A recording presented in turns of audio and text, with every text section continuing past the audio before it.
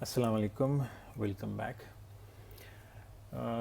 So in the coming videos, we together can try to understand uh, some of the important messages of Quran and why Allah has tried to convey that message to us, and behind it what kind of knowledge He wants us to gather or collect from it.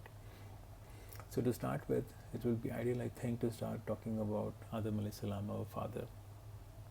So one of the verses in Quran is very interesting and it's very different. It looks very simple, but within that Allah has uh, like stuffed in a lot of information and a lot of messages just within that one verse.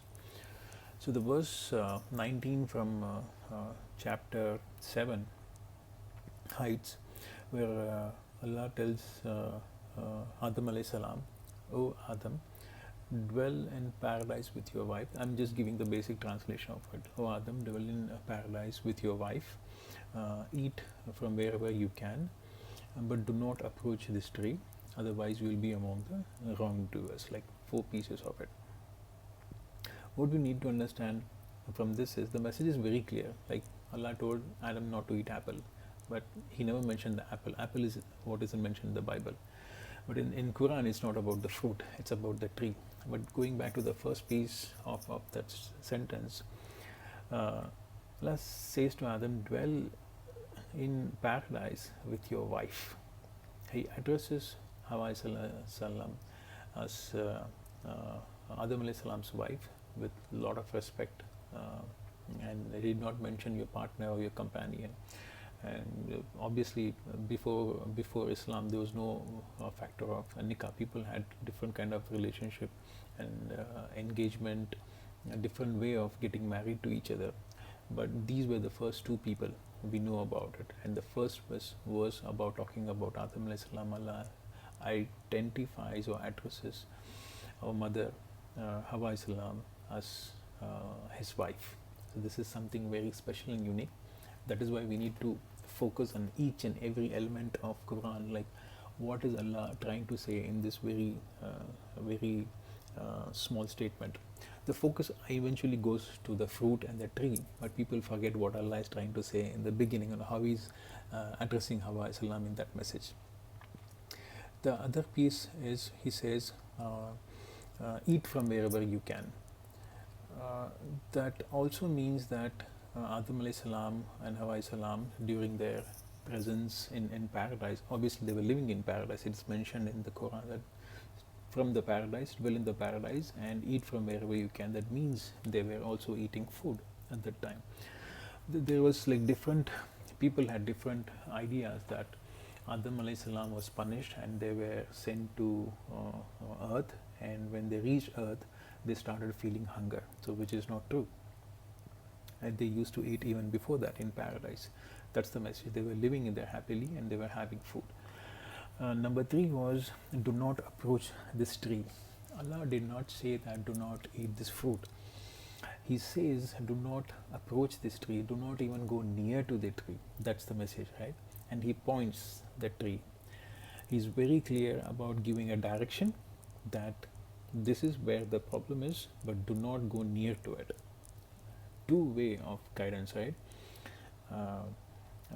Very explicit, and it's like somebody stopping you from far behind, where a long way you have to travel. Before that, He tells don't go that path. It's a disaster over there. You will suffer. It's not like Allah brought Adam very close to the tree and they said, oh, when he was about to pick the apple, said, oh, stop, don't eat the apple. That was not the message. So He gave a very advanced alert to Adam salam, not even to go close to that tree. That was the message, and that is how what we should also do as children of Adam salam. We see a lot of temptations around us. We see a lot of problems, or say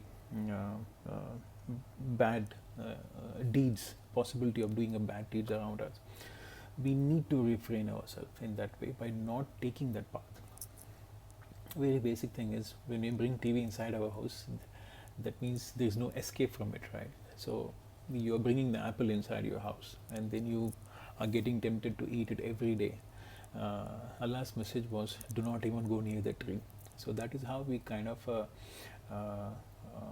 armor we should put around us to protect our hearts, to protect our religion, and protect us from getting tempted and doing any sin in future, inshallah. May Allah give us guidance and help to protect ourselves. The last piece of is he says, do not approach the tree, and if you do so, you will be among the wrongdoers.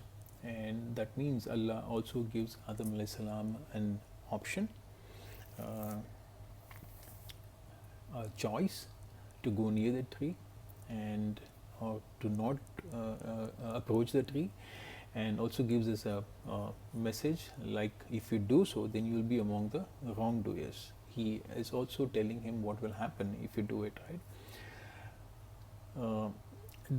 It also means that Allah is aware of what is going to happen, because the Quran speaks about so many things before and after Adam alayhi salam, and everything is scripted already with Allah. He knows what is going to happen, when the world is going to end, when we are going to stand there, who is going to Jannah. Everything is aware, but still He gives a message to Adam with an option, with a choice to pick it. That also tells us that Allah has given all of the human beings to pick between right and wrong, which is He's given in a way that He's given us a lot of respect. He's not given this to any other of His creation, only to humanity, only to humans. So we should really appreciate that. We should really be thankful to Allah subhanahu wa ta'ala for giving us this life and giving us this knowledge to read His Quran and understand His Quran. We are just trying to understand the Quran. We are not the masters of it. But inshallah, when you do, I hope that when you do read Quran, this is just one verse of it. Whatever you can and whatever knowledge you can share with me, please do so. I'm also a beginner, and I love the Quran. I love the Quran. I love to read with as much information I could gather. Thank you. Thank you so much for listening to me. Have a good day.